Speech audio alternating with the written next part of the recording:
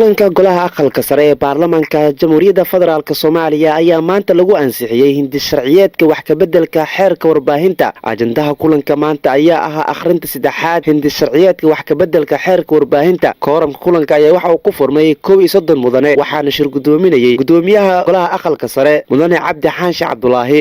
intaas kadib qaar ka mid ah xildhibaanada golaha aqalka sare ee baarlamaanka jamhuuriyadda federaalk Soomaaliya ayaa dood ku aadan akhrinta saddexaad ee hindi sharciyeedka wax ka bedelka xeerka warbaahinta ka yeeshay. Warahmatullaahi wabarakaatuh. Salaanka bacdi mudan gudoomiyo. Waxaan aad iskaga raali geliyaa nimankii waxa qori jiray inay naga dhaawacmeen Ilaahay ha noo caafiyo iyo xogeeyihii guud.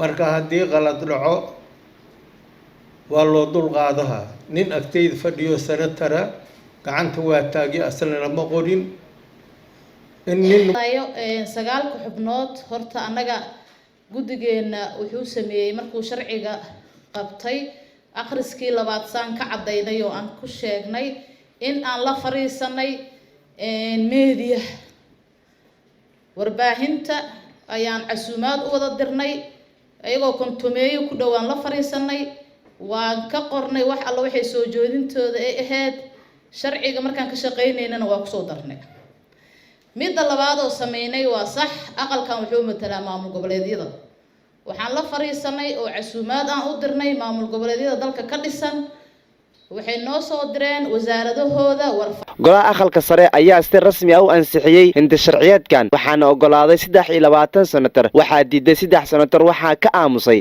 1 sanatar. wasiirka warfaafinta ee xukuumadda federaalk Soomaaliya mudane Maxamed Cabdi Xayir Maareeye ayaa kaga mahadceliyay xildhibaanada golaha aqalka sare meel marinta sharcigan iyo dadka badan ee ka shaqeeya warbaahinta Soomaaliyeed midda dawladda iyo midda gaarka loo leeyahay labadaba oo uu noqon doono sharcigii hagayay hawl maalmeedkooda.